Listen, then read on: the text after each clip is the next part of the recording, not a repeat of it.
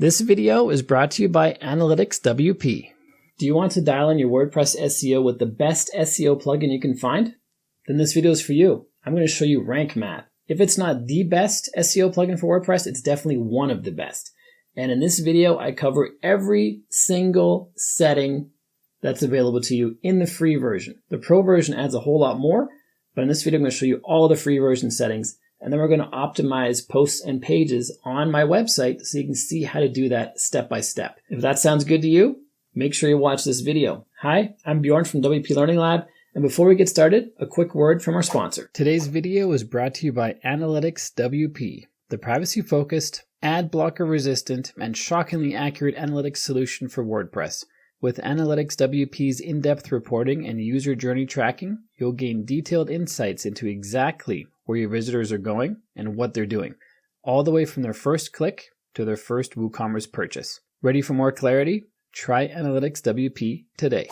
So the first thing you're going to want to do is get the Rank Math plugin. To do that, click the link in the description down below. It will take you to this page where we can create a free account and download the free plugin. They also have a pro version, so that link that you're clicking down below in the description is an affiliate link. If you end up upgrading in the future at some point, I will get a credit for that. It does not make it more expensive for you, just a really easy way to support me in the channel if that's something you want to do. Plus, this video is going to be entirely about the free version of Rank Math. Once you're on this page, just click on My Account in the top right corner, then click Register Now. You can choose to sign up with Facebook, Google, WordPress.com, or your name and email. Pick whichever one is good for you. I already have an account, so I'm going to log in. And on this page, we see the free Rank Math license right there. Click on Download. That's going to download the Rank Math plugin to your computer. And then to install it on your website, you log into the dashboard of whichever website you want to install it on.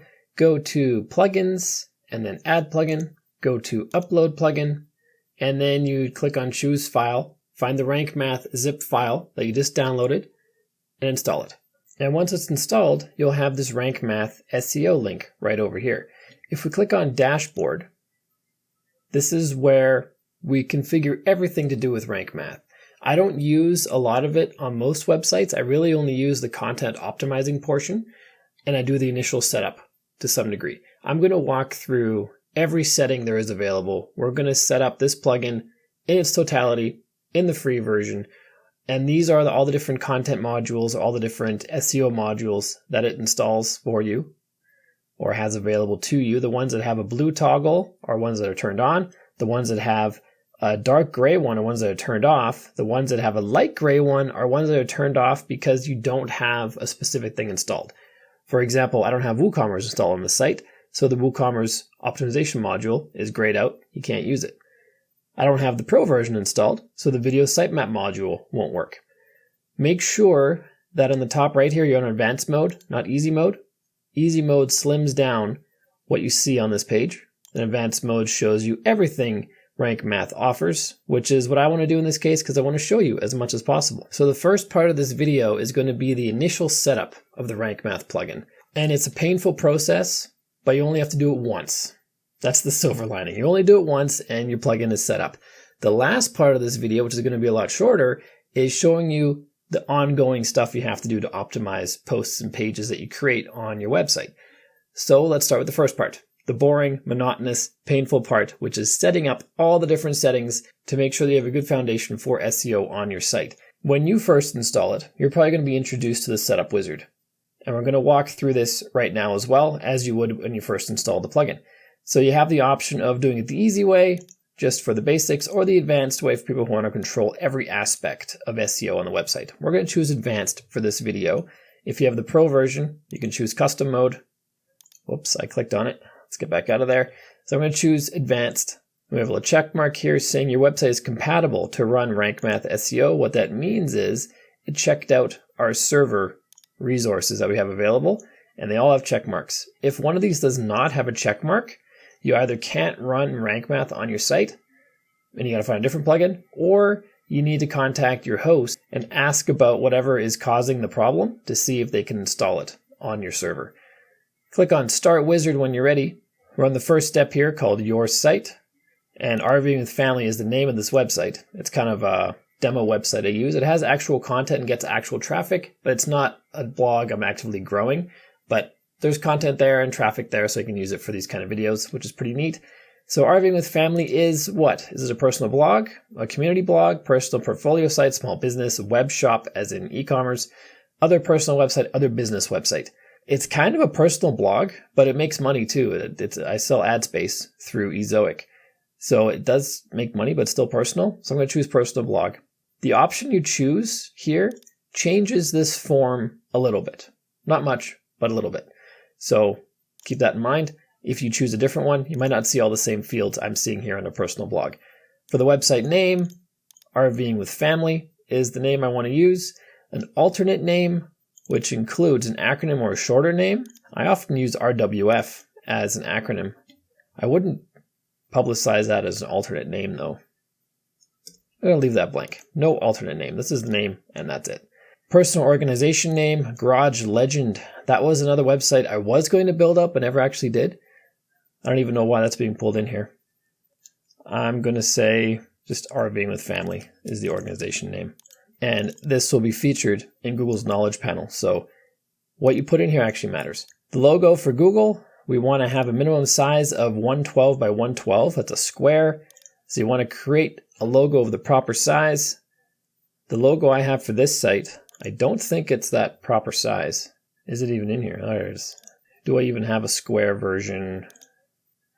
These ones are square. These are the favicons though. That'll do. That'll be my logo. Nice little RV. I prefer this to feature the name of the website as well, RVing with Family. So if you are taking the time to make the perfect logo to go right here, I recommend your icon and a name. The default social share image. This is an image that's going to be used when someone's trying to share a page on your site that does not have a featured image, because social media is pretty heavily image based, so it's got to show something. I've got a lot of images on here. I also sell Amazon products on this site. It's also how it's monetized. But I don't have any social share image specifically created for this website to be used in this case. So maybe I'll just put this one in there. That'll do. That'll be nice to have it overlaid with text relating to this website as well. But this is a nice RV scene. Who wouldn't want to wake up to this kind of a morning in their RV? Click on Save and Continue. Next, we connect your RankMath account. Click on this button. This is why we created an account a moment ago for free on the RankMath website, so we can activate it in this way. Click on Activate Now. It says free plan right there because that's what we're using. And then we sign into our Google account to connect Google services, specifically Google Search Console and Google Analytics. So sign in with the appropriate one, the appropriate login that accesses or that has those Google services in it. Under Google Search Console, search for your website and connect it there. And then for Analytics, do the same thing. GA4 is what we want to do. And there's the data stream being pulled in there. So those two are connected. And the sponsor for this video is AnalyticsWP. You might be wondering, can I use Google Analytics and AnalyticsWP at the same time? And the answer is yes, you can. Google Analytics collects a lot of data. If you've been into your Google Analytics account before, it's overwhelming. AnalyticsWP makes it super simple. It houses all the data inside your WordPress dashboard for you and your clients. So it's super easy to use. I have a full walkthrough of AnalyticsWP as well. I'll link to that on the card up above. So make sure you check that out and you can run both. So connect Google Analytics here and install AnalyticsWP on your websites as well. Here we have an AdSense option. Warning, you've not given permission to fetch this data. I don't want to connect AdSense. It's also a pro feature for RankMath. So we're just going to leave that as it is. You can have reports emailed to you if you check this or toggle this. I'm going to not do that in this case. And then I'm going to click on Save and Continue. Here we configure our sitemap. A sitemap is something search engines use to quickly find all the content on your website. The slow way that search engines do is they crawl your site. So they land on one page, they find all the links on that page, they visit all those links, and then they find all the links on those pages, visit all those links, and eventually the idea is they'll have found all the content on your site. But in the real world, that's not always true because a lot of websites have what are called orphaned pages, which are pages that are not linked to. They're just secret pages. That's bad for SEO. You shouldn't have orphaned pages, but it happens and they exist. That's one of the things a sitemap can help you get around because the sitemap will find that content no matter if it's linked to or not, and put it in the sitemap so search engines can find it. Long story short, always have sitemaps turned on. If you can, if you have featured images on your blog posts and you include images, make sure the images are turned on for the sitemap because this makes an image sitemap. If you've ever been to Google and you search for anything, you'll see an images tab here. Clicking on that shows images. But where do these images come from? These come from images included on blog posts.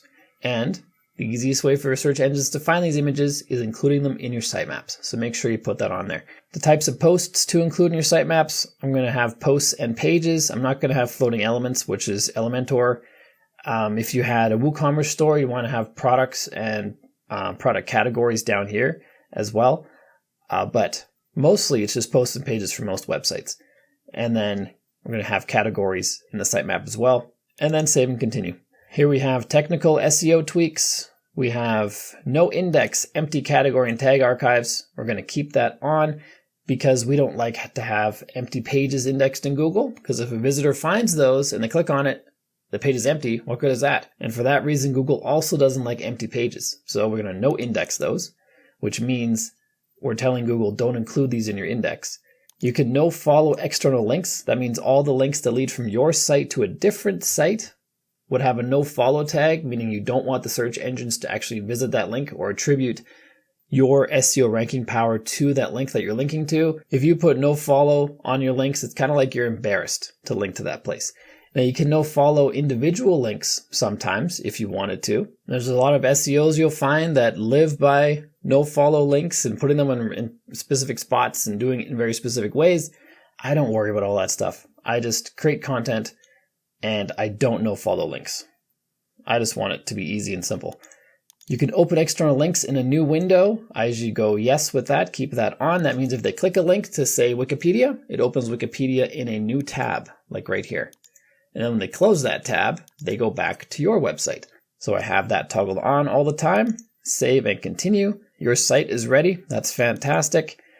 Enable auto update of the plugin. You can toggle that on if you want. I usually don't. I prefer to update manually because something might go wrong. Something might break for the automatic updates. And just in case, I do it all manually. But it's up to you if you want to do auto updates. I'm going to click on Set up Advanced Options. And now we're into the Role Manager. Here you can determine what different roles on your site can access. And the roles are basically user accounts. So you as the person who created the site, you're the administrator. You have access to everything. But then if you have an editor, for example, which is the default WordPress role, you can have editors that are able to edit content and they can't access everything in the dashboard. It's also set here to not be able to access everything to do with rank math. And the author is an even lower user role. They can access even less. A contributor, in this case, can access nothing at all. A subscriber can access nothing at all. You can change these just by clicking on whatever you want them to access. You can also change this later on if you want. I'm going to keep all these settings as default. Then click on Save and Continue. Rank Math has a 404 monitor. If you turn this on, it creates a log of missing pages essentially, or people trying to get to certain pages that don't exist, or search engines doing the same. So you want to have a list of these pages so you can address that issue, whatever that issue may be. So I'm going to turn this on. And we can also have redirects turned on. So if you have a 404 that pops up, say someone's typing in a certain URL for your website, or they click on a link to a page that doesn't exist anymore, the redirect is going to automatically redirect those faulty pages to a specific page that you specify. Usually that's the home page. And then you can go in every week or every month and figure out where people are actually trying to get to when they type in that 404 or click that link and then redirect them to a proper page. But until that happens, we can redirect them to the home page just so they're not seeing something blank or something broken like a 404. Click on Save and Continue. The schema markup provides extra information for search engines. I almost always have this turned on. Depending on what type of site you have, you're going to have different types of schema. Here we choose the schema type for posts. If you had a cooking website, for example, you would choose recipe because your posts are probably going to be recipes. And that changes the type of schema data your website provides to Google and that Google shows to its users. So for this case, I want to choose article or blog post if they have it. No blog post. I'm just going to choose article as the schema type. The article type, I'm going to choose blog post right here. If you choose a different schema type, you'll see it changes, the options change. Article and blog post is what I'm going to go with. Schema type for pages, I'm going to choose article again. And I guess it's an article, not a blog post, because that's like the About Us page, the contact page. The pages on your site usually aren't designed to rank anyway. It's the blog posts that are really designed to rank and bring traffic. So I'll just choose article and article. Schema for type E, floating buttons. This is for Elementor stuff. And I'm going to choose none because I don't want those indexed. I don't want schema for those. Click on save and continue when you're done. And that's the setup wizard. It took a long time, a little bit painful, but it's also more painful because I'm talking the whole time. If you did this on your site, it'd be so much faster. And the good news is if you spin up a lot of websites, all the settings we set initially in this video, you can use the import-export feature to import all your basic settings and be done this process really, really quickly. So here you go to export settings, export, and then you'd import that file into your destination website, making that process much less painful. Now for the rest of the first part of this video, which is the initial setup your SEO foundation, we're going to go through all these modules here, and in specific detail, we'll do the ones that apply to this website. So let's go one by one. Content AI. Get sophisticated AI suggestions for related keywords, questions, and links to include in the SEO metadata and content area. Supports up to 80 countries. This is an extra thing Rank Math gives you. If you want to see what this costs, just go to Content AI and then click on Learn More. That should take us to some kind of pricing page. There's a video about it. It's helpful. Let's see what this is. Buy now. Here's our pricing. You have to buy monthly credits to use the AI, which is pretty common, pretty standard procedure. And these are the prices for those. Do you need it? I don't know. It's up to you. I'm not going to use it, but it's there if you want it. And it might help your SEO go a little better, a little faster. So you can decide for yourself if you want to have that. And this is separate from the Pro version of Rank Math. So you have to buy the Pro version, which might include some AI credits. I'm not entirely sure. But then you have to upgrade to the Content AI to get its fullest features with lots of credits. The 404 monitor is what we saw a moment ago. When you click on settings, it'll take you to settings on the left-hand side here where it says 404 monitor. So we'll go to settings in detail as we work through these links on the left. For now, let's just cover what different kinds of modules you have available. There's ACF support for Rank Math. So if you create custom pages with advanced custom fields, you can do SEO for those as well. We don't have that installed, so this is grayed out. Can't click it. The AMP module allows Rank Math to work with accelerated mobile pages. This is kind of a dying thing. Maybe it's even deprecated already. So Google doesn't really care too much about this anymore. So I'm going to leave this off and not worry about that. If you use AMP pages and you live by them, you swear by them, turn this on by all means. The analytics module connects Rank Math to Google Search Console, which we did earlier. There's a specific settings page for that over here. There are some more advanced analytics that only come with the Pro version of Rank Math, but we might be able to see something in the free version. So we'll see that in just a little bit. If you have bbPress installed to create a forum for your website, you could turn this on and dial in your SEO for your forum pages. Same with BuddyPress, which makes more of a social forum on your website. Turn that on to optimize those pages. For image SEO, do you want advanced image SEO options? Yes, I do. That's off by default, but I definitely want to have that.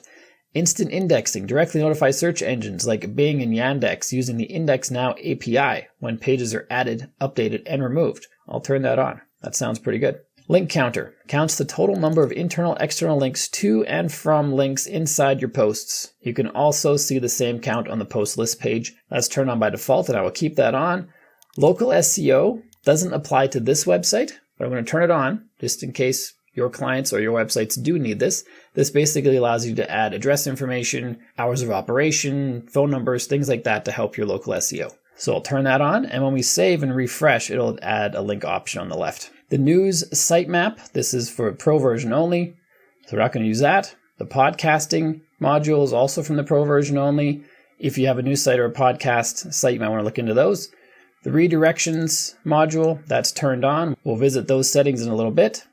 Schema, which we've also encountered, is turned on. The role manager, which we've encountered, is turned on. The SEO Analyzer is turned on by default, and this will analyze your website based on a bunch of SEO criteria. It's not as good as some other SEO analyzers, like say SEMrush or Ahrefs, but if you don't have either of those, which are quite expensive, this will help, definitely. The The other one's a bit better, and I think that's why they're quite expensive. You get what you pay for, but this is better than nothing if you don't have anything.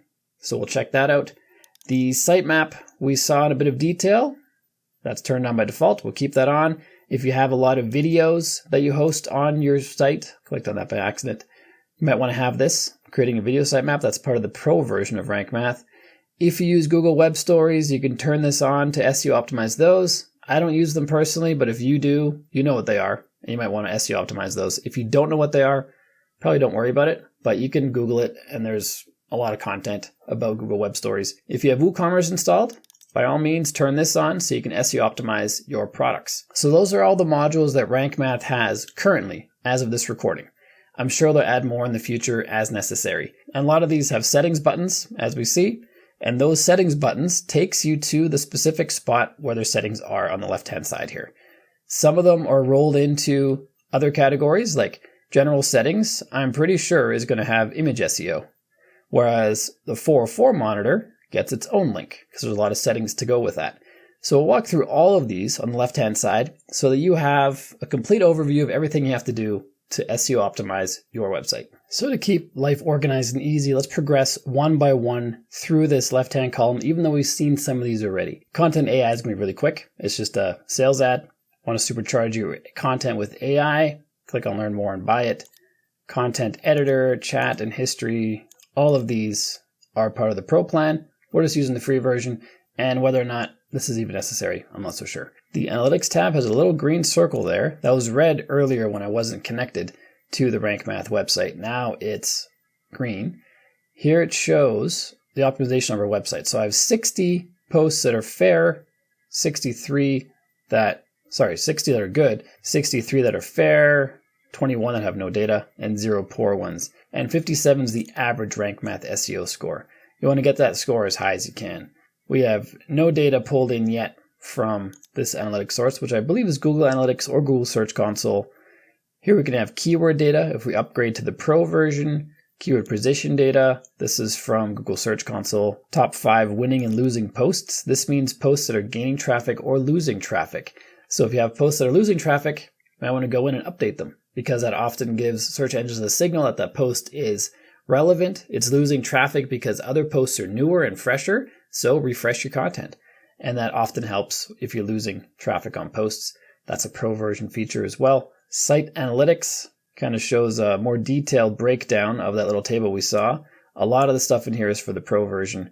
SEO performance, not showing much. Winning, losing posts again. Here it shows content ranked based on nothing at all currently, but if you have data, it'll be ranked on the data that's available.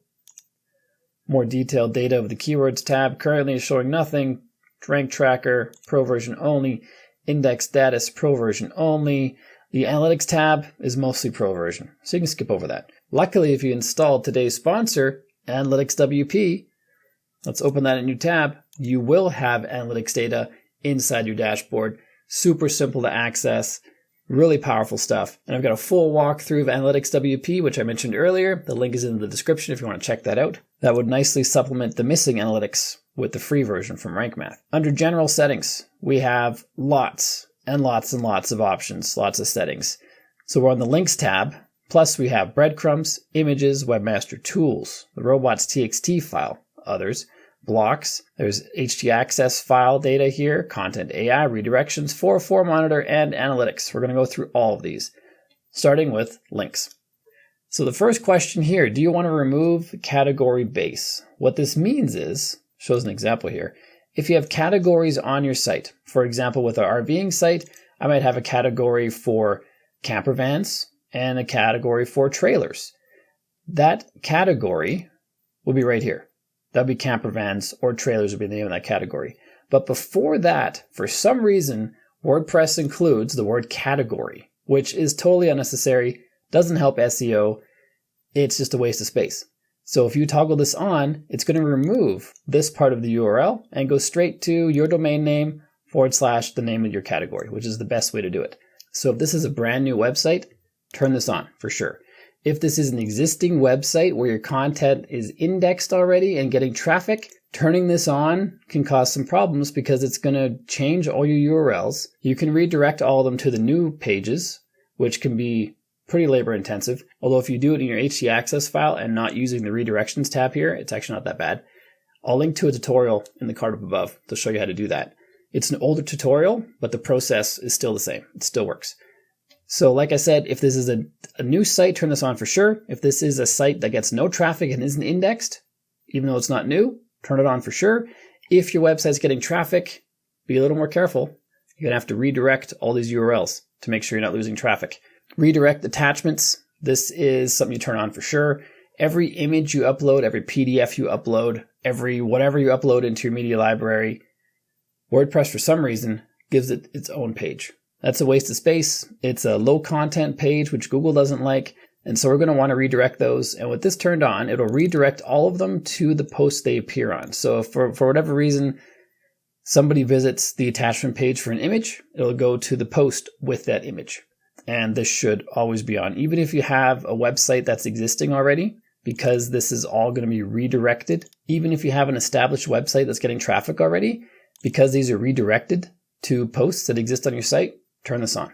If you have orphaned attachments, which are attachments that are not existing on any post or page on your site, you redirect to this page, which is the home page. That's just the default entry. I'd keep that as it is. No follow external links. I keep this turned off for all the reasons I mentioned earlier. No follow image file links. I keep this turned off as well, because how is Google going to index our images on the image search tab that we see over here if we tell it not to follow those links? So I keep that turned off. I want Google to follow those links and find those images. And open external links in new tab and window. We saw that setting earlier. If you made any changes here, click on Save Changes to make sure they're saved. Next up is Breadcrumbs. We know and love these things. It turns out my theme already has them turned on. Which theme am I using? Probably Astra. It's kind of my go-to Astra child theme.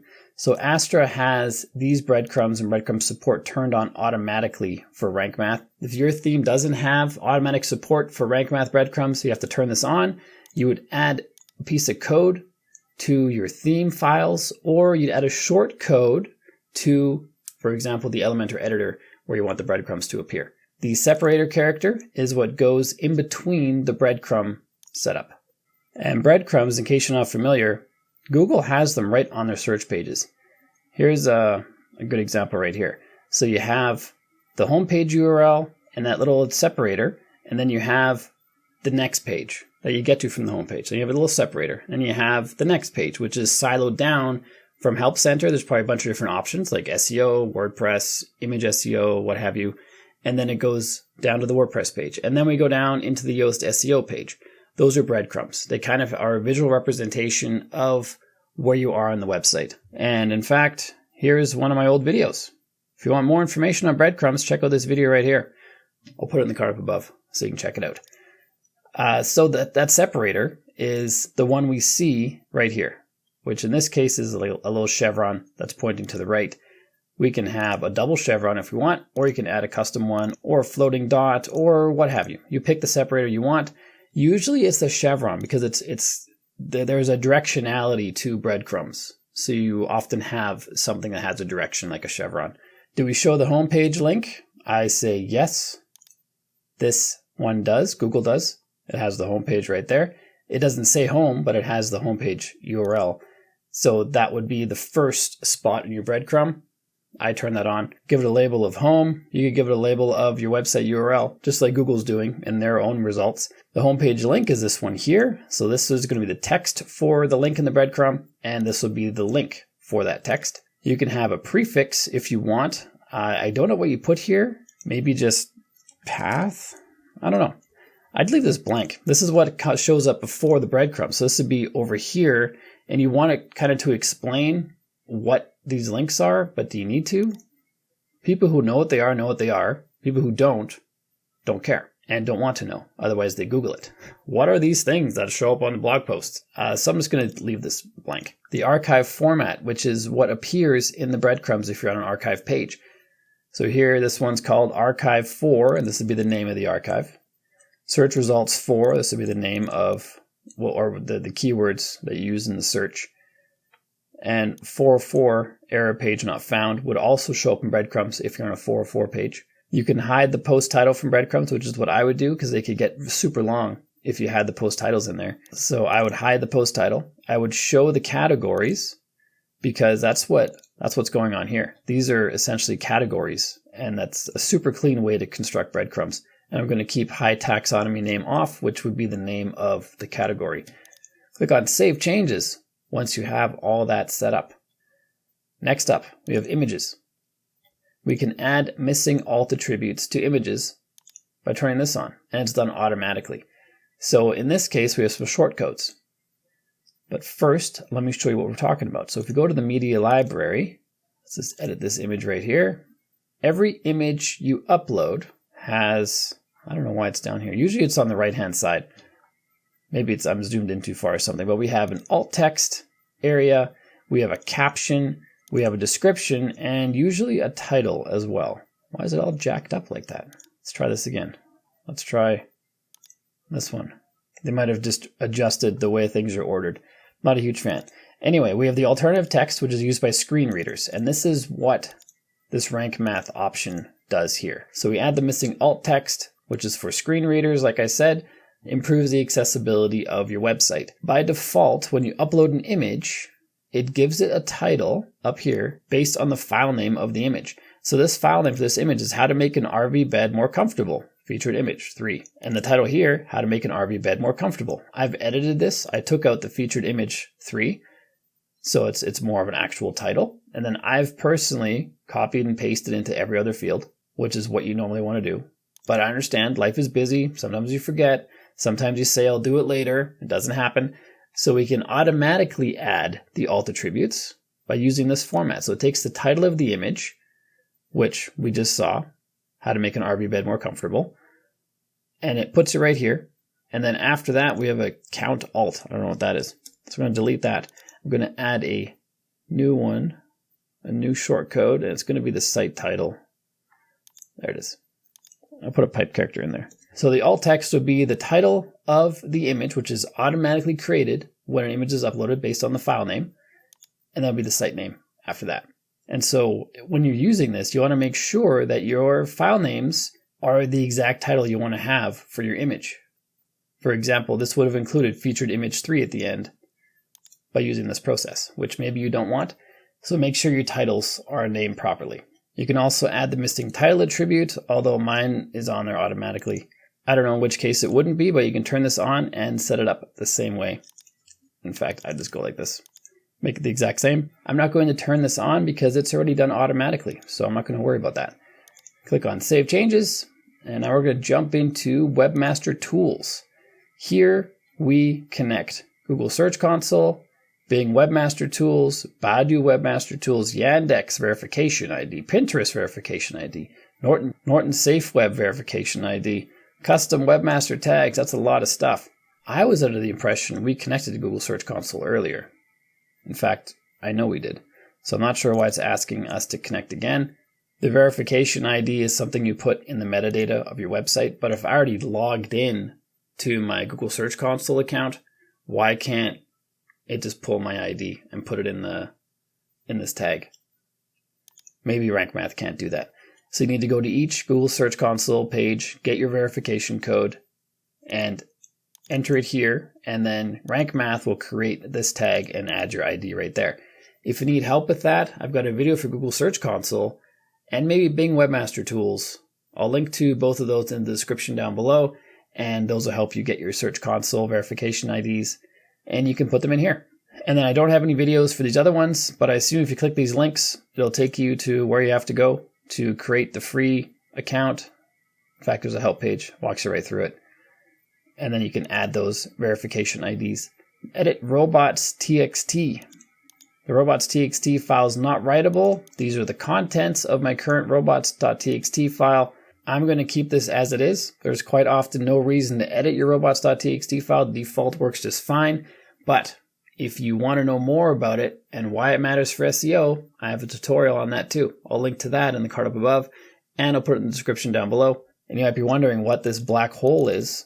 That's a separate video on a plugin by Jeff Starr called Black Hole for Bad Bots, which is a super useful plugin. I'll link to that video as well. There's a lot of videos to watch in addition to this one. So that'll be in the card up above and the description down below as well. I'm not going to make any changes on this page. Others, what does this do? We can turn on headless CMS support. I'm not going to turn that on. Most people won't need to worry about this. You can show your SEO score to visitors. I'm not going to do that. If you had an SEO blog, maybe you want to show off how well SEO'd you are. But for most websites, that wouldn't be necessary. RSS before content. RSS stands for really simple syndication. I'm not going to say it's dead, but I don't think it's super useful anymore. But you used to have what are called feed readers or RSS feed readers, where you could enter the URL of a website and it would pull in all the content from that website into this reader. So you could have dozens, hundreds of sites integrated with your reader, and it'd show all the latest content from each one. And the RSS is what facilitated that. So you can add content before. So maybe it'd be like new post, although that would be before every piece of content. Check out this post. I don't know. I don't even know what you put here. Because the feed readers just pull in the content. You don't need to put anything before it or after it, in my opinion. But you can with these two boxes. And you can also add variables. These are the variables right here. That would be included in your RSS feed. But these are auto-created by WordPress. In most cases, the RSS feeds already contain a lot of this stuff. So this is probably unnecessary. I didn't change anything here. I'm not going to click on Save. On the Blocks tab, we can customize a couple of the Rank Math blocks that exist. There's a Rank Math block for table of contents. You can change the title here. You can have the content be unordered, which are usually bullet lists, numbered, or none. I'm going to leave it as unordered. The table of contents exclude headings. So when you have the table of contents block, it constructs the table of contents based on the headings on the page. Usually the H1 heading is the title of the website, so you wouldn't have that in the table of contents per se. H2 is the main headings that are after the main title. This is probably what I'd have for my table of contents. I might include H3s as well. Those would be displayed as a hierarchy under the H2s. I would not put H4s, 5s, or 6s into the table of contents unless you have a super long in-depth article where people are going to need to do that or need to jump around to those sections. In most cases, H2 is all you need, sometimes H3. But I'm not going to use the table of contents block at all from Rank Math, so I'm not going to change any of these things. I'm not going to click on Save. On the Edit htaccess page, we see the htaccess file content. It's not writable, which is great. We don't want it to be writable, at least not from outside of our server. So this is good. Just leave this as it is. Content AI gives you settings for the Content AI subscription that we saw earlier. You can choose a default country, a default tone, lots of different options for the tone. This would be the tone used to create the content when you ask it to create content. The default audience, a lot of options here too, but it can't be everybody, but they're quite specific, like bargain hunters as a default audience, environmentalists. So clearly it can't include every audience in the world, but the ones it does include are quite specific. Default language and the post type where the content AI features would be available. And we currently have 0 credits left this month because I don't have any credits at all. If you changed any of these things, make sure you click on Save Changes. The Redirections tab allows you to do various things with your redirections. You can debug redirections. So if something is going wrong, like a redirection loop, for example, where one page redirects to another that redirects back to the first one, that would be a redirection loop. They can have more pages in between as well for a longer loop, but the loop is basically an endless loop. People just go around circles. And that's something that can crash websites and computers. So you don't want to have redirection loops. So you can turn this on to debug anything like that or other problems as well. I'm going to keep this off because currently there are no problems with redirects on the site. Fallback behavior. So if nothing is found, where do we redirect people? We can put them to the default 404, which is default website behavior. We can redirect them to the home page or direct them to a custom page whose URL we enter here. I'm going to choose default 404 because if somebody tries to get to a certain page and it's not there, they need to see it's not there. If they're trying to get to a page but it always takes them to the home page, they'd be like, oh, that's weird. This website's broken. I'm going to leave. But if it's a 404, they also say this website's broken, but they don't necessarily leave because they're like, oh, that page probably moved. Maybe I'll search for it a different way. It's behavior people have come to expect.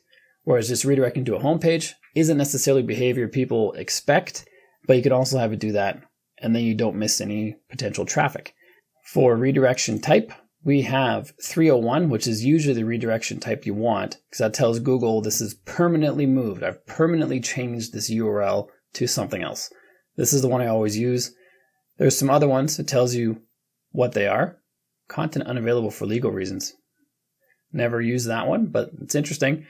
301 is the one I always use. You can auto post redirect if you turn this on. I'm going to keep this off because what this does is anytime you change the URL of a post, it creates a redirect.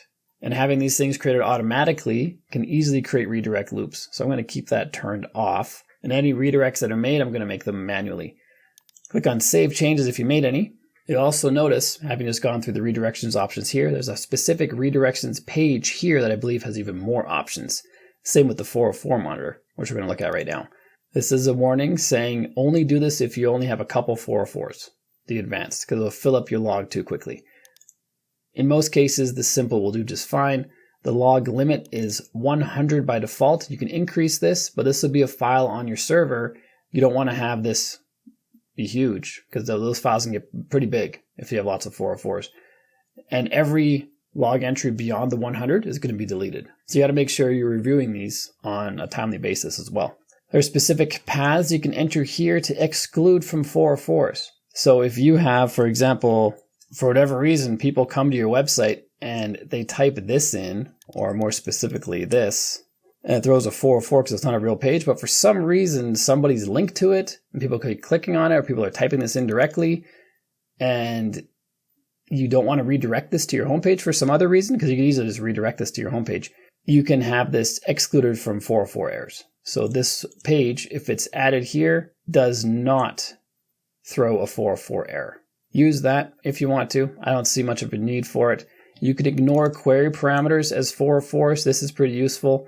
Whenever Facebook links to a page, it usually has a Facebook CLID, I believe it is, that's added to the URL with like a question mark. And it's FB CLID equals, and then like this huge string of characters. And then you can have other query strings as well. And UTM campaign search, for example. So this is the base URL. So if this page doesn't exist, it throws a 404. But then if you're coming to a page with all these query parameters, you can be throwing 404s way more often because the query parameters, there could be thousands of them.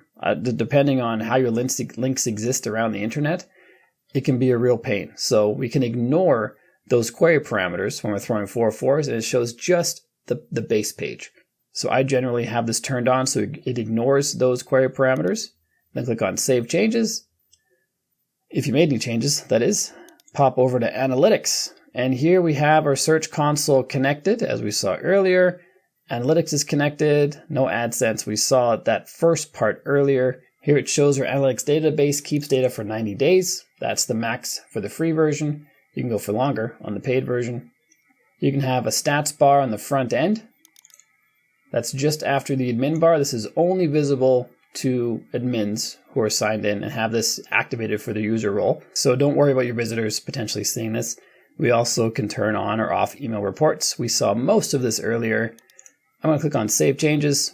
And once that's saved, it's taking its sweet time. That takes us to the end of the general settings page. Believe it or not, there's all these pages left to go. Luckily, they do not have as many settings as you see here. And like I said at the very beginning of this tutorial, this is the painful part. This is the part where we set our foundation. I want to make sure you understand every feature and setting you have available to you so you can make the right decisions on what to turn on and turn off. But you only do this once. So bear with me. We're almost done this, and then we're going to get to the more exciting part, which is actually optimizing a page and learning how to do that with Rank Math. Next, let's pop into titles and meta. And I was wrong. There's a lot of options here as well, but I don't think there's in-depth. So let's go through each of these.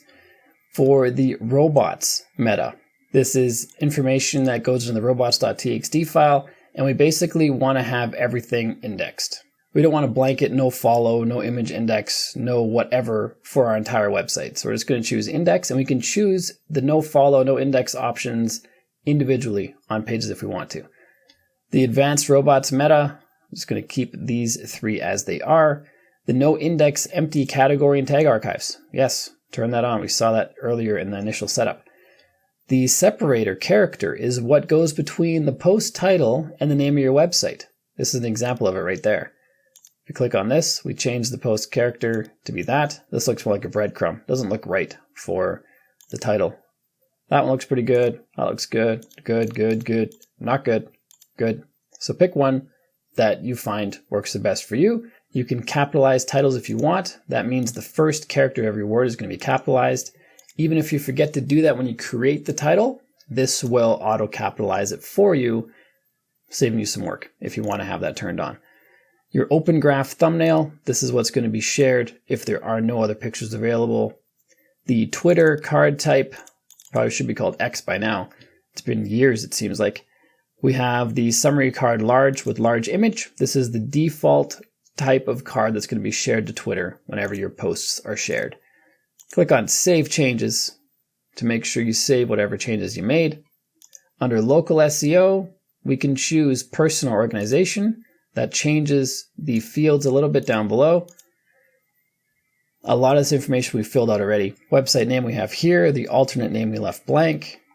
Personal organization name is the same as the website name. There's our logo, the URL, and now you can add, in addition to all those things, your email, phone number, address, about page, and contact page. This is going to help with your local SEO. So if your client's site or your site is local, like a plumber, for example, you're going to want to fill all this stuff out.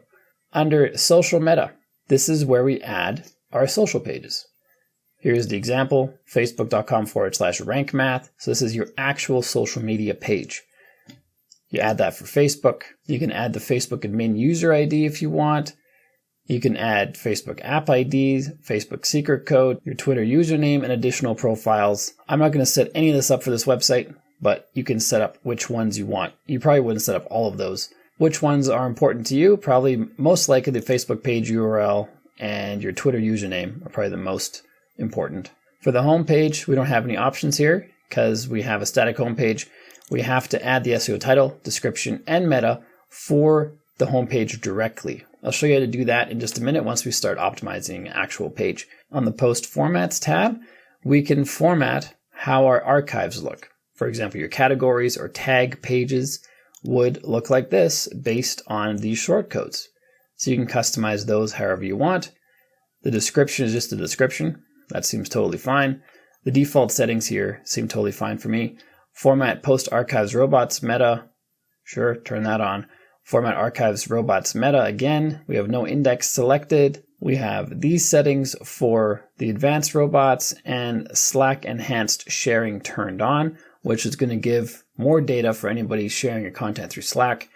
I'm just going to keep all this as default. On the Authors tab, if you have multiple authors on your site, enable this, and you can do the same setup for each author. You also want to make sure these are no index because you don't want a bunch of author pages indexed in Google. Doesn't make a lot of sense. The only thing I might change is here where it says author archive title. I might say posts by, and then it has the author name, and then it shows all their posts. That's the point of a posts archive, or sorry, an author posts archive. That's the only change I'd make. For the description, just add the description short tag here, author description. This is something you can add under the users. So if you have an author here, and you go to edit the author, you can put their biographical info here, and then that will be pulled in as the user description. So you probably want to have that in there, and keep everything else as it is. But if it's only you on the site, you don't have additional authors, turn this off. Don't even have that on. Click on Save Changes to make sure your changes are saved. And then we have miscellaneous page sections. Date archives. You can enable these or not. Here's an example. If you have a news website, these would be good. But for any other website, I would turn that off. Here's the 404 page customization. This is the title for all the 404 pages. Page not found. Okay, that's great. Search results page. Here's an example of what that'll look like. You can customize the title here. You can no index search results. That's what I would do. Google doesn't need to index whatever someone's searching on your site. Doesn't make any sense. And all the rest of these, I'll leave these turned off so that they are indexed. The password protected pages don't need to be indexed, actually. Let's turn that one on. Because they're password protected, so why would you index them? And then if they are indexed, people go to them, and then they require a password to view the content. Not a great user experience, so I'd turn that one on. Click on Save Changes, if you made any. And then we're going to pop into Posts. Here we set the default post title and the setup, and the description, and the article type. We did a lot of this earlier. The SEO headline and the SEO description, this is what we enter on each individual page as the SEO content. Again, we'll get to that in a minute when we actually customize a page. And all the rest we set already.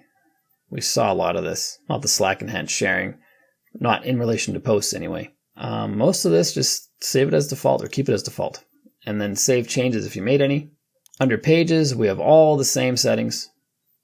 Pages are not usually pages that rank. This is like the contact page, the about page, the services page. You're not trying to rank these pages very often. Whatever is here as default is probably more than good enough.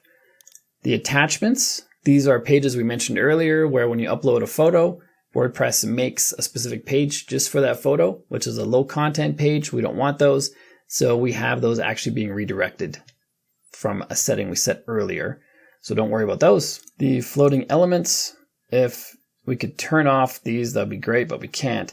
This is basically Elementor elements that don't need to be indexed anyway. So I'm not sure why they're even here. But there's no index option, so you might as well just set the title as well as you can and the excerpt and keep everything else as it is.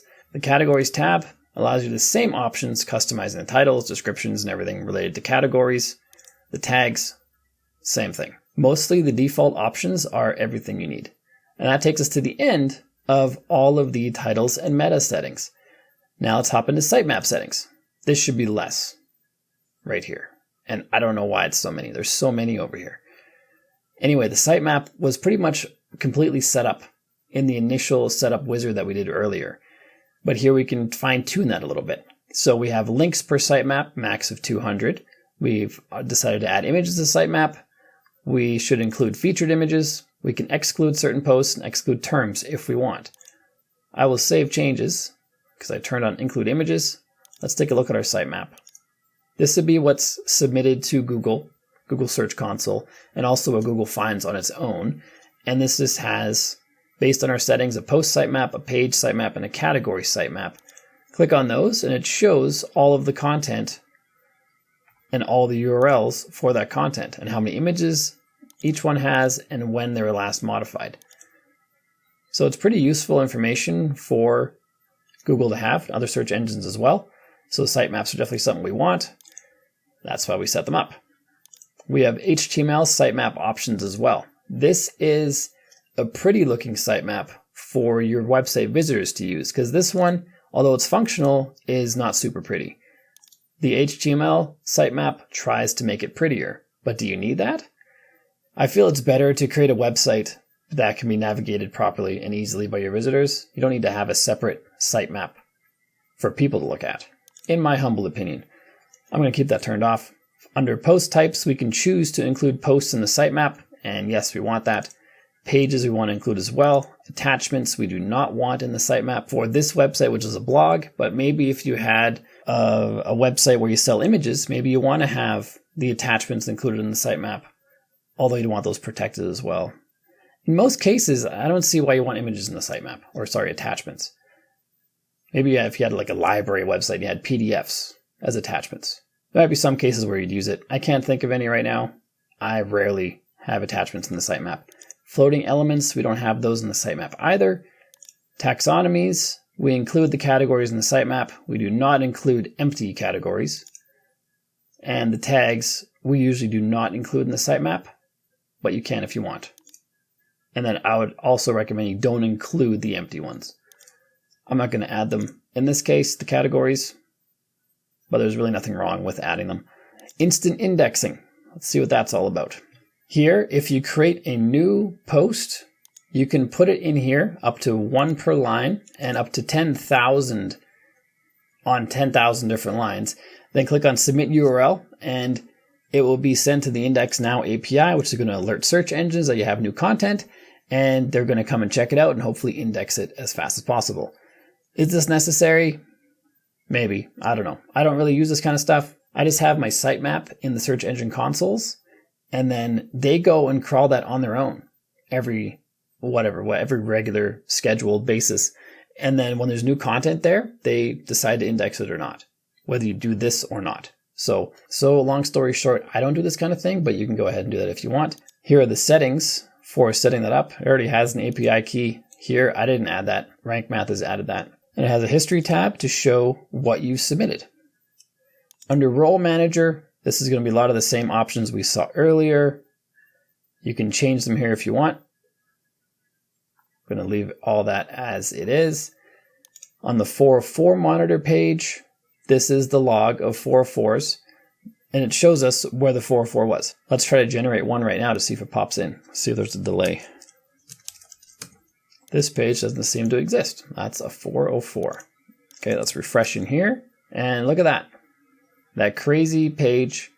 We got one hit for that, and now we can choose to redirect it by clicking on redirect, and we can give it a destination URL. So if this was a typo, if this was like cleaning and RW, but they meant to type in RV, maybe more realistically an RB, because that's beside the letter V on the keyboard. Cleaning an RB might be something somebody types in by accident, but if you see it happening over and over and over, and you can deduce which page you're trying to get to, you can create a redirect and have the proper destination URL here if someone types this in. And you can choose to make this permanent, temporary, or temporary. I would choose permanent every time, and I keep all the rest as it is, actually. And then you can make sure that you reduce the number of 404s on your page or on your website. And that is the power of having a 404 monitor, because now you can see which pages people are trying to get to that they're not getting to. And the redirection options or settings is what we saw just now. This is where all your redirects would live.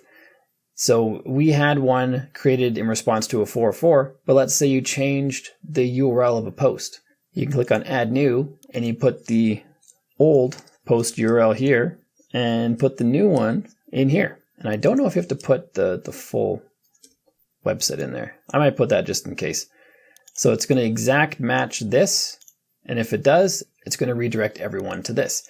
And this is what you want to do if you have posts or pages that are getting traffic that you want to redirect to a different URL. A use case for this is if your URL here is not SEO optimized. Maybe you're learning SEO later in the game and you already have traffic, but you think you get more if you properly SEO'd a page, and you want to do that. So maybe this old one is not the exact keyword you want to rank for, so you make this new one with the exact keyword you want to rank for and have that be redirected. And eventually Google will realize this redirect is happening. It's going to update its own index. And until then, anybody who visits this old page goes to the new one. So nobody misses out. No traffic is lost. It's all good. And eventually Google will update its index as long as you choose permanent move. That's how you can create redirects for your website. You can create as many as you want. You can have them all housed in here. But if you one day don't want rank math anymore, all these redirects are going to be gone. That's why I usually put my own redirects of that nature into my htaccess file directly, which is unaffected by any plugins I delete or install. If you want to see how to do that, the tutorial is in the description down below. I referenced it earlier, so you can check it out in the description down below. It's an older tutorial, but it still works. The SEO Analyzer allows us to analyze our website's SEO. Click on Start SEO Analyzer, and this is going to give us some data. SEMrush and Ahrefs gives us better data, but if you don't have those, this one is free with the plugin. The other ones are pretty expensive. So we have a pretty good SEO score, 75 out of 100. 23 to 32 passed, 3 warnings, and 3 failed. All right. Here it gives us a bunch of information about what happened. So we can see what tests we passed. You can read through those. They're pretty self-explanatory. And if they're not explanatory or not explained here very well, hover over the question marks and it tells you what they're about. Plus, you can Google these things. There's so much information about SEO out there. The most interesting ones are going to be the warnings. These are things you haven't done well yet. Automatic updates is not turned on, and I don't want to turn that on. The site tagline has not been set, and I don't want to set it. Keeping your content fresh, this is something I could do better. The last update was 91 days ago, so that's pretty bad. So if you're maintaining your SEO well, you'll be refreshing content pretty steadily. Failed tests, this is for the homepage specifically. The H1 is missing. Titles and keyword description is missing. We're missing focus keywords for 3 pages and 19 posts. Post titles are missing for 1 page. Some open graph tags are missing, and image headers expire are not set. This is for speed optimization. And if you need help fixing any of these, click on How to Fix, and there'll be a walkthrough or information about how to fix it, and you can read more to go to a blog post on Rank Math with pictures and everything. So it's super thorough in helping you fix any of these things. We also have the competitor analyzer. That's in the Pro version, but presumably you'll be able to enter competitor URLs to see how they compare with their SEO. Status and tools, we saw this earlier with the import-export. We saw specifically, we didn't really look at version control, database tools, or system status. You'd only be in here if something went wrong. So we can roll back to a previous version of Rank Math. If the current one broke something, you can opt in to be a beta tester, so you can see the newest versions with the newest releases before the general public does. This is not recommended on live production sites. You do this on a staging site or on a local site on your computer. You can turn on auto updates and update email notifications. I'm going to keep those off.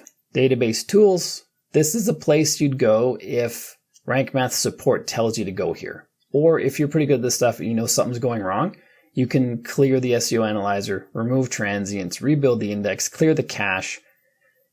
And if you do these things, if you know what you're doing, it's going to fix what's going on. If you don't know what you're doing, Rank Math support will likely tell you to come into here and click on recreate tables. And that should fix your problem, whatever you describe your problem to be. They'll tell you where to go and what to do. The system status tab shows us all kinds of information about our site, about Rank Math specifically, about WordPress, about our server. Oh, that's a huge PHP memory limit. And so when you contact support, they're going to ask for this stuff. You can click on copy info to clipboard. It puts all of this into your clipboard. You paste it into an email to Rank Math support, and they help you figure out whatever needs to be figured out. And help and support takes you to the Rank Math website. And believe it or not, we've now reached the end of the painful part, and it's been a long journey. If you're still here, you're amazing. Next up, we're going to do the fun part, which is actually optimizing a post. And I'll show you how to walk through how to optimize a post to give it the best chance of ranking. You can't guarantee it'll rank, but this will give it the best chance. So to do that, we head over to posts. And on the post tab, the first thing you'll notice, if you've been in here a lot, is you have an SEO details section on the left here. If you go to screen options, we can turn on SEO title and SEO description as well. And this will show you, this is all set to excerpt and shortcodes. So it's not going to show you much for the title and description for this website's case, because you can enter these manually as well. But what's most important is the SEO details. So I'll turn these two off again. It'll show you your SEO score, as Rank Math has decided it. It shows you the keyword, none set, the schema, number of links, how many of those are outbound, how many of those are internal. And I think we have some of these that are optimized, right? There we go. So if you have a page that's optimized, you'll see information like this. We get a green score for 84 out of 100, a yellow for 79 out of 100. We've got our keyword here, got the article, got the number of links and all that good stuff. And we also have a links tab here. This is from a different plugin. That's from Link Whisper, I believe, the link stats. But if we wanted to SEO a brand new article that we have not SEO'd yet, go to edit for any of those articles, any of those posts. And we have up here the little Rank Math icon. If we hover over it, it says Rank Math. This post is currently 22 out of 100. It's not great. And if we click on this, we open the Rank Math tab. This is where we do our optimization. The very first thing you'll want to optimize is the URL of your post. So let's close this. We actually do this in a different spot. open the regular WordPress dashboard and scroll down to where it says slug. And you want this to be the keyword or phrase you're trying to rank for. In this case, it's the whole thing. RV shower head with hose and on-off switch. This is likely a product search I'm trying to rank for. So we want to have that be the slug, the keyword we're ranking for. Following that, go to the Rank Math options here. We can edit the snippet, make the headline at the top your keyword as well, which is RV shower head with hose and on-off switch, which is also set to be my title. So all this stuff kind of flows on its own if you do it properly. So the title is what we're trying to rank for. And then we have a separator and the site name, and we see it goes too long. We're in the red. We can not have the site name. And now we're in the green. Well, kind of yellowy green. These numbers here tell us how many characters we have, 60 being the max, and how many pixels we have, 580 being the max. Why do we have those two different measures? It turns out that if you add characters, like say a Y, let's see, we hit the red at exactly 60 characters and we're over our pixel limit. But if these were I's, for example, at 60 characters, we're still way below our pixel limit because these characters are skinnier. So it matters how many pixels and how many characters. It's kind of a pain, but it matters. The permalink we can edit here as well. I showed you how to edit it in the WordPress options, but you can edit it here as well. It's saying this one's in the green. It's just below the cutoff of 75. Here's our description. It's being pulled in from the excerpt. It's over our limit, but you know what? It's okay. I'm not too worried about that. On the social tab, it shows us how our post would look when it's shared on social media. That looks pretty good. Pretty good indeed. You can add a different image. For example, if you wanted to have text overlay on this image, but you don't want that on the featured image for the post, you can add an image here. So it can be a different image that's being shared to social versus what's being shown on your blog post. And title and description are shown here. You can add an icon, like a play button to show it's a video, or a GIF for the two options we have for the free version. With the pro version, you can add as many different icons as you want. I'm not going to add anything. That looks pretty good to me. Click on close to close that, and that's our snippet area. Then we have our focus keyword area. This is where we add our focus keyword. It's RV shower head with on-off switch, and it's actually being pulled in here. Here's an even longer one. RV shower head with hose and on-off switch, camper, water saving, and high pressure. This is something somebody's actually searching. Rank Math didn't just make this up. But we want this one. That's our main focus keyword. Here we can choose if this is pillar content. Pillar content being the most important content you want to rank. Like if you're a plumber, the most important content you might want to rank is how to fix a leaky sink. Because people search that. When they search that, they call you for help. That's the idea.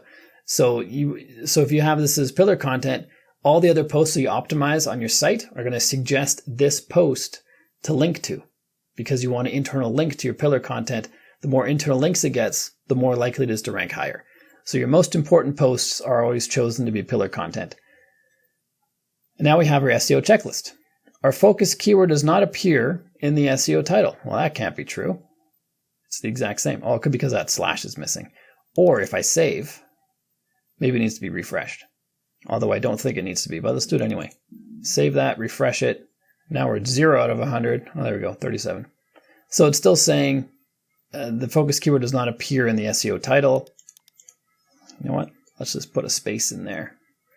There we go, got a check mark. Hooray, we did it. So it is that slash that's causing the problem. And having it like this on-off switch also works. That's fine by me. Focus keyword not found in the SEO meta description, which is right here. So where is it though? Oh, that's part of the excerpt. So let's go back to our WordPress settings, go to the excerpt. And here we have RV shower head with hose and on/off. Take that slash off. And now, yeah, we got a check mark for that too. So our basic SEO is all good now. Ones that we didn't fix because they were already good are focus keyword used in URL, which we saw earlier, and it's in there. Focus keyword appears in the first 10% of the content. Let's search for it. Oh, right there. Didn't have the slash in there. If I put the slash in there, it's going to say, no, it's not in there. Watch. See, right there. Focus keyword doesn't appear at the beginning of your content. Take that slash off and we'll get check marks. Focus keyword found in content. Okay, great. Content is 3,700 words. Good job. It likes that. I think it wants to have at least 1,200.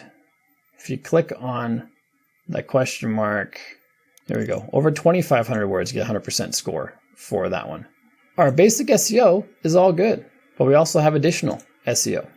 And you notice with a lot of these, there's a fix with AI option. So AI will just pop in and fix it for you. This is the content AI that we got to buy separately with Rank Math. I could see how it could really improve your workflow, but I'm probably not going to use it. But if you find that you need that for your workflow, go for it. So for the additional SEO, we have focus keyword found in subheadings. That'll be these ones right here. This is an H2. This one is an H3. So you got to have your focus keyword in the subheadings. Keyword density is 0.03, which is low. Focus keyword and combination appears one time. Let's see if we have it with the slash in our content. It's 2 times with the slash. Let's just take the slash off of these. I don't think that's going to fix that, that warning that we have there, because it wants it to appear more times like we have up here, where it's just in the content. It wants that more times. It increased to 0.8, but I think they want this at like 1%, I think, is the goal. And keyword density, it's kind of controversial whether that's even needed anymore with the intelligence of search engines these days, but it's still on here. Your URL is 71 characters. Kudos. No outbound links were found. That's easy to fix. Let's, isn't this a link? Oh, it's internal. Let's see if we can find a Wikipedia page for 360-degree rotation. Must be a Wikipedia. Math is fun. Full rotation. Explains what 360 degrees means. So let's link to this page. Let's put a link right there. Boom, done. Now we should get a check mark for that. We did. Look at that. You are linking to other resources on your website, which is great. This is internal linking, which is this one that we saw here. To make an internal link in WordPress is super easy. You just find keywords, like maybe high pressure shower heads. Maybe I have a post about that. I highlight the words, click on the link. I start searching for high pressure, and then hopefully it shows the high pressure shower heads post, but I don't have that post on mine. But you just choose the post from here. It'll make the link, and Bob's your uncle. You have a link. If you don't want that link there, click on it. Click on this link button again, which is currently a crossed off link, and it'll unlink it. And that's how you can add and remove internal links. You haven't used this focus keyword before. That's great. So it searches all the focus keywords that you've used on your site for all your posts, and this one hasn't been used before. So that's fantastic. And here it says use content AI to optimize the post. That's not necessary because we just did all this without content AI. They just want you to buy the subscription. So don't worry about that one. Title readability. Your focus keyword used at the beginning of the SEO title. Yeah. In fact, the title is the keyword. There's nothing else. Your title doesn't contain a positive or negative sentiment word. Best RV showerhead. Watch this. Watch. Oh, we got a check mark. Your title contains one power word. Yeah. Your SEO title doesn't contain a number. In this case, we don't want a number because that wouldn't be the promise that I made in this post. But if I had, for example, best 3 RV showerhead with hose and on-off switches, that's going to complain now because that's not the focus keyword. But if we add any kind of number in here, it makes that happier. Numbers actually happen to get more clicks on Google search results, believe it or not. That's why that's a requirement. Content readability. You seem to be using a table of contents plugin to break your text down. Thank you. You are using short paragraphs. Great. Your content contains images and or videos. Orange check mark, meaning it could use more, but you have some, so that's okay. And after all that work, our content now is at 84 out of 100 and green. So let's save our work because now this post is optimized. Bob's your uncle. Done. So that's how you optimize a post. And again, that's not going to guarantee that you rank, just going to give you the best chances. And we might want to optimize pages as well. For example, we had those warnings about the home page, how we need to optimize it. We're actually scoring a 51 out of 100 here. Let's edit the home page. And the home page needs to be optimized for the brand of the website. That's the only thing that really makes sense. Or if you're doing a niche blog, it might be the main keyword of the niche blog. Like maybe if you're doing like an aquarium or a saltwater aquarium websites, it could be like best saltwater aquariums could be your homepage that you're optimizing for. But in this case, because it's a brand, RVing with family is our focus keyword. And we are not using it at the beginning of the content. The homepage is made with Elementor, in fact, but we are using it in the title here and the excerpt. Let's see if we can get some of these settings inside of Elementor. I know that SEO Yoast or Yoast SEO integrates with Elementor. I'm not sure Rank Math does. So I couldn't find it here, but I looked it up. And on the Rank Math website, it shows the old version of Elementor. And we should have Elements, Global, and SEO, whereas we only have widgets and global. The SEO is not there. But we're also on a newer version of Elementor. So maybe the integration isn't quite there yet, or it's got to be redone or adjusted, or maybe you can see it on your Elementor setup. I can't see it on this one. Let me know in the comments down below if you can see this SEO tab. And if that SEO tab is there, you should be able to edit the SEO specifically for that Elementor page. But it would just be the same stuff we see here. Like it wouldn't be anything crazy. It would be, where to go? Oh, click on Rank Math. It would just be the title, the snippet, things like that. And then in the content itself, so this is reading the content from the Elementor page. So you could go into Elementor, edit this content here, and that will update this checklist over here once you save it. So you can do it that way. It's a bit hokey, but maybe this checklist is added to Elementor as well when the integration is running properly. I'm not entirely sure. However, what we just saw for optimizing your posts and pages, that's what you want to do for every post and page on your site. As you can tell on our posts list here, I have some work to do. We just did this one in this video, but there's a lot of others that need to be optimized. So if you want to check out Rank Math, go to the Rank Math homepage using the link down below, create your account, download Rank Math for free, and try it out on your site. See if your rankings improve. If you come in here into yours and make sure all of these are in the green, obviously I can't guarantee your rankings are going to improve because part of what you have to do really well is find your keywords and your topics that people are actually searching for that you can also rank for. But if you're doing that properly and you're doing your SEO optimization properly, then I don't see why you wouldn't rank. Obviously, I can't guarantee that you'll rank, but if you are doing your keyword research and topic research properly, which is actually part of my SEO course. If you want to learn more about that, I'll put a link in the description down below. It'll help you find keywords and topics that you can probably rank for with your website, however big it is. And then if you do your SEO optimization properly with Rank Math, you should have a good chance of ranking. It's not guaranteed, but should be a good chance, and it'll definitely be your best chance of ranking. So if you got value from this video, make sure you click like and subscribe. Make sure you check out the sponsor of this video, which is AnalyticsWP. I've got the full walkthrough in the description down below. And next up, I'll link to that video directly right here. So check out AnalyticsWP in this video. I walk you through the entire thing. It's super useful, especially the journeys. You're going to love that feature. Make sure you check out that video, and I'll see you there.